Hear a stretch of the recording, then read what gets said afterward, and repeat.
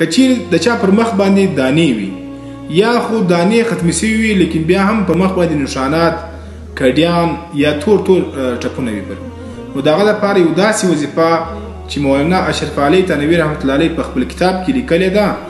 نو که چیرې یو انسان دا وظیفه پر کریم باندې یا پر تیل باندې یا که چیرې کریم او تیل نه استعمالوي پر اوبو باندې یا پر لاړو باندې هغه دم وکړي نو دا د پر مخ باندې ولګوي د دې په برکت سره به الله رب العزت دانې د مخه ختمې کړي او د هغه سره به دا ټول نشانات ختم شي نو دا وظیفه چې دا د 5 لمانځو بعد ویل کېږي هغه زنانه یا هغه ځوان که چیرې دا وظیفه د هر لمانځه بعد وکړي نو د دې په برکت سره به الله رب العزت د دې په مخ کې چې دانې دي دا مکمل ختم شي او ټول نشانات به هم مکمل ختم شي هغه وظیفه زه تاسو ته پر سکرین باندې هم لیکم او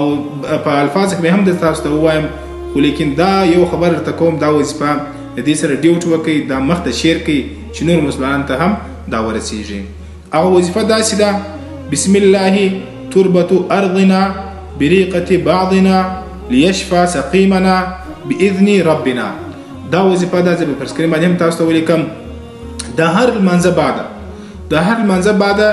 یو څلوېښت ځلې دا وایست د هر لمانځه بعد یو څلوېښت واره دا وایست ان شاء الله العزیز دغه مسله به حل سي او دا ویډیو د ثواب په خاطر باندې مخ ته در سره شیر کړئ